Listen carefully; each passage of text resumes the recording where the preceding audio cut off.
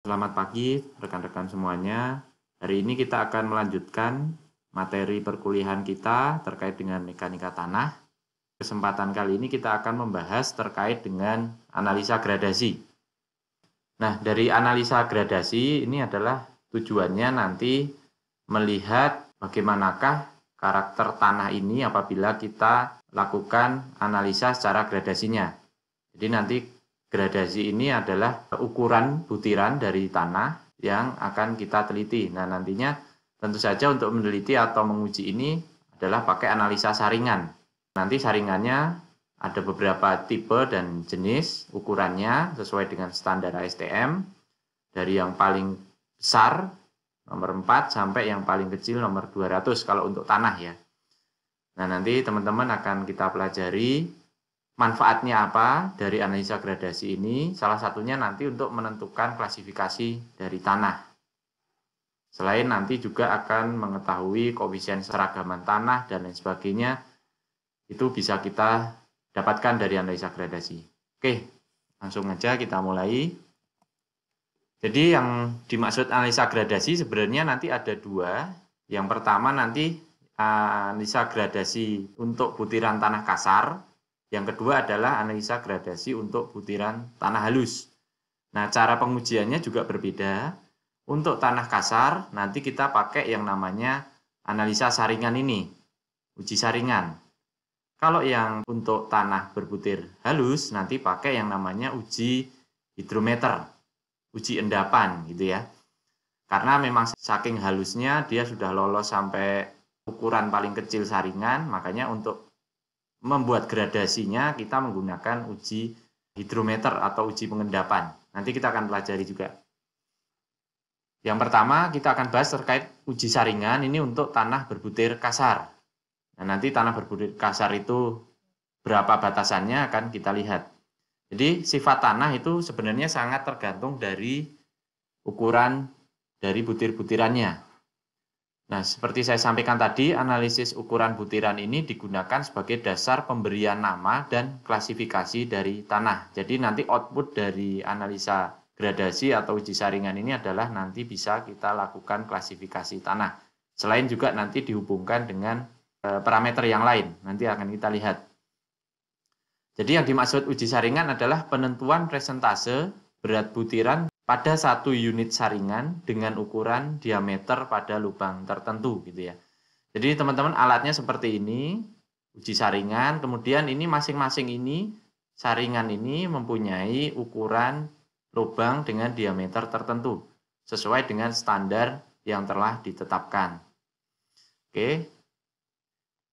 Nah, nanti tanah dimasukkan ke atas ini, saringan yang paling besar, kemudian diayak bisa secara manual ataupun dengan mesin shaver gini ya.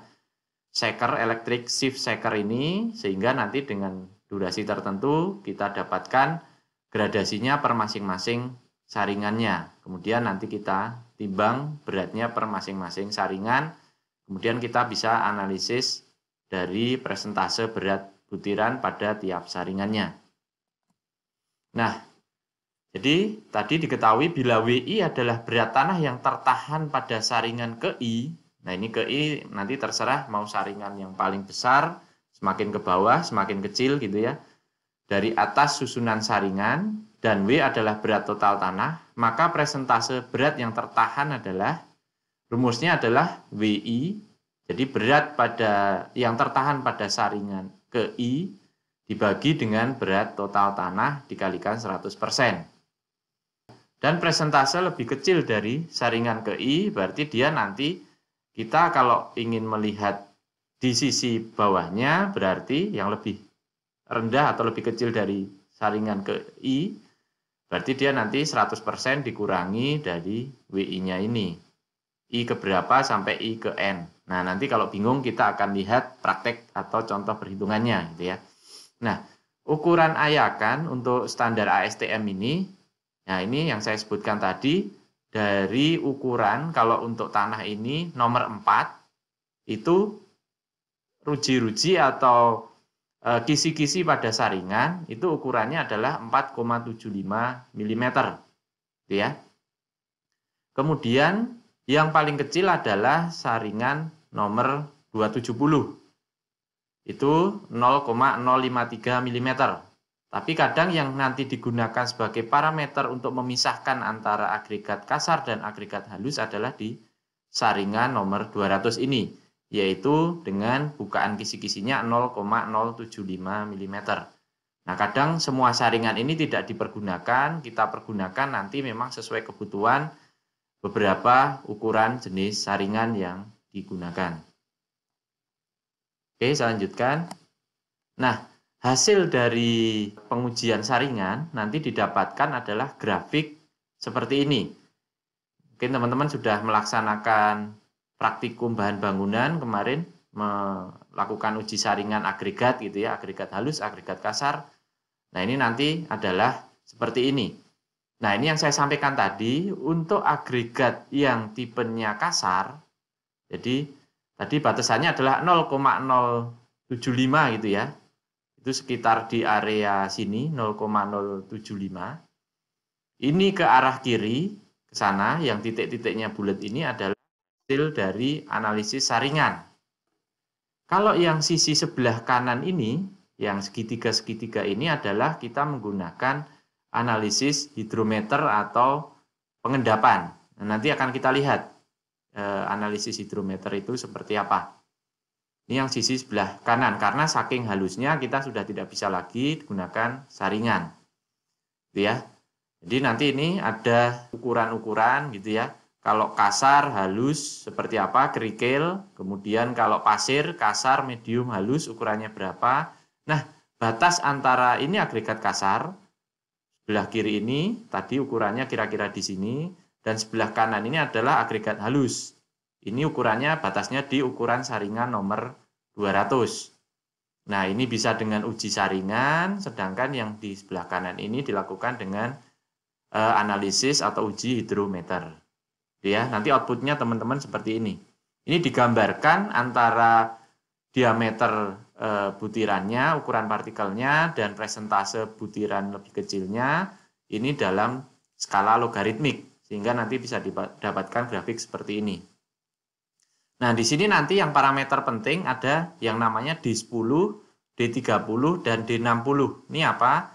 Jadi D10 adalah ukuran diameter butiran, nanti kita tarik ukurannya 10% presentasenya, kita tarik, kita potongkan ke grafik yang kita buat. Nah, ini diameter kita berapa? Nanti tinggal kita baca gitu ya. Di 10 di sini ada ukurannya berapa. Kemudian D30 adalah ukuran presentase butiran lebih kecil yang lolos itu 30%.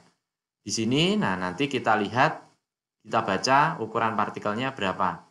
60 juga seperti itu caranya, 60% kita tarik ke kanan, kita tabrakkan ke grafik kita dapatkan D60 kita ukuran diameternya berapa. Nah, ini kita bahas coba nanti dengan beberapa penjelasan berikut. Nah, dari uji saringan nanti bisa didapatkan berbagai macam tipe grafik yang seperti tadi gitu ya. Ada yang bentuknya kalau gradasi yang baik itu bentuknya adalah seperti grafik yang bawah ini. Ini seperti ini gradasinya dia merata. Jadi ada yang kasar, ada yang halus, sedang, medium sampai dengan yang halus dia tergradasi dengan baik atau dinamakan well graded. Yang grafik tengah ini nanti ketika gradasinya seperti ini bentuknya, nah ini namanya gradasinya buruk. Karena mungkin lebih banyak dia di gradasi kasar, kemudian di mediumnya dia nggak ada, kemudian di halusnya dia banyak. Jadi dia kurang baik. Nah, kalau yang tegak lurus ini gradasinya adalah namanya gradasi seragam atau uniformly graded.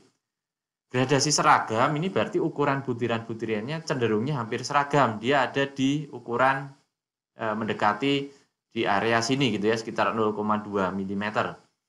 Ini juga sebenarnya nanti kalau untuk kriteria timbunan itu kadang kurang baik juga karena antar butirannya nanti tidak ada yang mengunci kalau ukuran gradasinya itu adalah sama-sama seragam. Jadi yang baik adalah yang well graded ini. Nah, ini untuk menentukan baik tidaknya, ini sebenarnya kita bisa gunakan yang namanya coefficient of uniformity. atau CU ini. Nah, ini nanti hitungannya ada. Nah, ini kira-kira kalau CU-nya kurang dari 2, dia dinamakan uniform graded atau gradasi yang seragam, yang tipenya ini ya, yang tegak lurus ini. Kalau 2-4 itu poorly graded, berarti dia yang gradasinya buruk ini. Kalau yang 4-6, dia adalah normally graded. Nah, dia bergradasi normal. Nah, kalau yang lebih dari 6, ini berarti yang gradasinya baik adalah yang grafik paling bawah ini. Nah, nilai ini nanti bisa kita hitung dengan rumusan yang akan kita sampaikan sebagai berikut. Jadi parameter-parameter penting tadi sebenarnya sudah saya jelaskan di grafik. Itu kalau di analisa gradasi adalah ukuran efektif atau effective size. Kemudian ada koefisien keseragaman atau uniformity coefficient yang disebut tadi dengan CU. Kemudian juga ada koefisien gradasi atau kurvatur koefisien atau CC. Nah, kita lihat satu persatu. Nah, tadi saya sebutkan yang dimaksud dengan D10 tadi adalah diameter dalam kurva distribusi ukuran yang bersesuaian dengan 10% yang lebih halus atau lolos ayakan. Jadi D10 tadi adalah dia pokoknya yang 10% akumulasi lebih halus ke bawah gitu ya. Namanya dia D10. Nilai D10 yang lebih besar itu menunjukkan tanah lebih kasar dan memiliki karakteristik drainase yang lebih baik. Karena kalau D10 ini kan berarti gradasinya lebih halus. Sedangkan kalau lebih dari D10 ini gradasinya dia lebih kasar sehingga kalau teraliri air atau mengalirkan air dia lebih baik. Gitu ya. Saya lanjutkan. Nah, ini parameter penting yang kedua adalah koefisien keseragaman atau CU. Ini menunjukkan kemiringan kurva dan sifat keseragaman dari tanah. Jadi disampaikan ya, CU semakin kecil maka kurva makin tajam dan butiran tanah dikatakan semakin seragam. Kemudian gradasi baik jika nilai CU lebih dari 4 itu untuk kerikil dan CU lebih dari 6 itu untuk pasir. Nah, rumusnya apa dari koefisien keseragaman ini? CU sama dengan D60 dibagi dengan D10.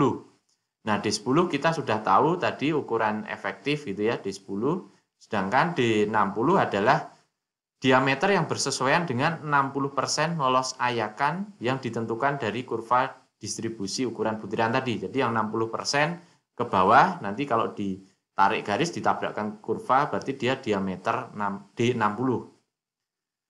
Saya lanjutkan. Koefisien gradasi atau CC, yaitu suatu tanah dianggap lengkungannya baik apabila nilai CC-nya lebih dari 1 atau kurang dari 3. Dan jelek apabila nilai CC-nya kurang dari 1 atau dia nilai CC-nya lebih besar dari 3. Rumusannya CC adalah D30 kuadrat dibagi D60 kalikan D10. Nah, D30 di sini hampir sama, yaitu diameter yang bersesuaian dengan 30% lolos ayakan yang ditentukan dari kurva distribusi ukuran butirannya. Jadi ini tinggal baca grafik ya, D10 bisa ditentukan, D30 bisa, D60 juga bisa. Saya lanjutkan. Nah, untuk memperjelas dari penjelasan secara teori tadi, kita akan coba dengan contoh soal. Ini saya ada contoh soal hasil dari analisis saringan diberikan data-data sebagai berikut gitu ya. Jadi yang digunakan saringan ASTM ini tidak semua saringan kita gunakan tadi yang banyak ya. Yang digunakan adalah saringan nomor 4, 10, 20 dan seterusnya sampai 200 dan pen ini adalah penampung yang ada di paling bagian bawah. Ini berarti yang gradasi paling halus. Nah, di sini diketahui massa tanah tertahan pada tiap-tiap saringan dalam satuan gram. Ketika diukur di saringan paling besar, nomor 4 ini, dia 0, berarti lolos semua, tidak ada yang tertahan. Alias dia butirannya lebih kecil dari ukuran yang 4 ini. Kemudian masuk ke 10, ternyata ada yang tertahan 40. Dan seterusnya sampai saringan paling kecil ditemukan di pen ini adalah 12 gram yang masih lolos. Nah, diminta gambarkan kurva distribusi ukuran partikel dan tentukan nilai D10, 30, 60, CU, dan CC-nya. Nah, coba kita akan lihat cara penyelesaiannya. Oke, nah jadi untuk membuat kurva distribusi ukuran partikel ini perlu dihitung terlebih dahulu persen butir tanah yang lebih kecil. Gitu ya. Nah, perhitungannya akan lebih mudah kalau kita gunakan tabel. Jadi, nilai-nilai tadi kita pindahkan ke sini gitu ya. Jadi nilai nomor saringan 4 ini ukuran partikelnya kan 4,75. Sampai yang 200 ini 0,075, kemudian di bawah ini adalah penampung. Nah, ini kita masukkan data-data massa tanah tadi sehingga kita dapatkan di sini. Selanjutnya adalah kita jumlahkan kumulatif massa tertahan pada saringan. Jadi adalah sebenarnya penjumlahan ketika tanah yang tertahan pada tiap-tiap masing-masing saringan. Caranya adalah misalkan di sini adalah 0. 0 karena pada saringan 4 kan memang dia lolos. Ketika saringan 10 dia tertahan 40 berarti kumulatifnya adalah 40. Ketika saringan 20 berarti dia secara kumulatif sebenarnya kita tambahkan antara 40 dan 60 ini menjadi nilainya 100. Ya, jadi ini yang tertahan secara kumulatifnya kita jumlahkan seperti ini caranya sampai ditemukanlah paling saringan nomor 200, 717 ini. Ketika kita jumlahkan dengan yang tertahan pada pen atau yang sampai pada wadah terakhir 12 kita jumlahkan adalah 729. Berarti total massa tanah yang kita uji saringan adalah 729. Nah, selanjutnya kita hitung adalah persen lolos saringan. Nah, ini tinggal kita persentase saja. Misalkan tadi 729 dikurangi nilai 0 dibagi 729 kalikan 100, maka nilainya dia adalah 100. Nah, kalau ngitung yang kedua ini adalah 729 dikurangi 40 dibagi 729 totalnya kalikan 100%. Nanti ketemu seperti ini. Di ujung paling akhir berarti 729 dikurangi 729 dibagi 729 dikali 100, makanya dia nilainya adalah 0. Itu ya caranya. Nah, ini ada orek-orekannya, nanti di belakang ada catatannya teman-teman. Kalau bingung penjelasan saya secara lisan tadi, nanti di belakang ada contoh perhitungannya. Nah, dari persentase tadi ini coba kita plotkan ke dalam grafik semilog ini. Ini semilog ya, karena yang sini bukan logaritmik tapi yang sini adalah logaritmik. Jadi namanya grafik semilog. Nah, kita plotkan nilai persentase tadi di setiap ukuran butiran, ada yang 100, 94 dan lain sebagainya sampai 1,6% tadi kecil ya. Nah, ini kemudian kita plot, kita tarik garis, kemudian kalau untuk cari diameter pada masing-masing tadi yang ditanyakan di 60 misalkan, atau D10 dulu. Nah, ini kita tinggal tarik nih, D10 berarti sini 10%, kita tarik ke kanan, potongkan pada grafik kita, kemudian kita tarik ke bawah. Nah, ini kita baca ternyata D10 ini besarannya adalah 0,15, jadi 0,1, tengah-tengahnya di sini perkiraan sekitar 0,15 mm untuk di efektif 10-nya. Kemudian untuk 30, D30 dengan cara yang sama kita tarik sebelah kanan, kita potongkan, ketemu di sini sekitar 0,18 mm. Berlaku juga untuk D60, kita potongkan, ketemu grafik kita tarik ke bawah, kita ukur, ternyata besarnya sekitar 0,27 mm. Nah, gitu caranya ya untuk mencari D10, 30, dan 60. Kita lanjutkan. Nah, tadi kalau teman-teman bingung untuk perhitungannya, ini saya berikan contohnya. Silahkan nanti dipelajari ya teman-teman untuk cara perhitungan kenapa tadi bisa ketemu sampai 100%, 94%, dan lain sebagainya. Ini sebenarnya adalah yang seperti saya jelaskan di depan tadi, nanti bisa dipelajari secara sendiri. Nah, tadi dari kurva tersebut diketahui ukuran diameternya, D10 0,15, D30 0,18, dan D60 0,27 mm. Nah, ini selanjutnya bisa kita tinggal hitung CU dan CC-nya. Sorry, ini mungkin CU CC-nya belum tertampil di sini, tapi nanti teman-teman tinggal dimasukkan saja ke rumus. Kalau diminta CU, tadi tinggal dihitung pakai rumus yang ada. CC juga bisa dihitung dengan rumus yang ada. Oke, berikutnya saya lanjutkan. Kalau tadi kita yang pertama untuk mengetahui analisa gradasi dari tanah butiran kasar dengan uji saringan atau analisis saringan. Nah, sekarang kita akan tentukan untuk tanah berbutir halus. Ini caranya pakai apa? Nah, ini caranya adalah pakai analisis hidrometer, gitu ya. Analisis hidrometer ini memang ditujukan untuk menentukan gradasi dari butir-butir tanah yang halus atau dia diameternya kurang dari 0,075 mm atau saringan nomor 200. Nah, sehingga prinsip-prinsipnya adalah ketika kita menggunakan analisis hidrometer ini didasarkan pada prinsip sedimentasi atau pengendapan dari butir-butiran tanah di dalam air. Jadi kalau bentuk alatnya adalah seperti ini ya teman-teman. Nanti kalau di lab kita praktikum. Jadi sebenarnya dia menggunakan prinsip hukum Stokes yang menyatakan bahwa butiran partikel ini akan mengendap dengan kecepatan yang konstan. Jadi nanti kalau butirannya lebih kasar, dia tentunya akan mengendapnya lebih cepat di bawah gitu ya. Semakin ke atas nanti semakin ketemu butiran-butiran tanah yang paling halus.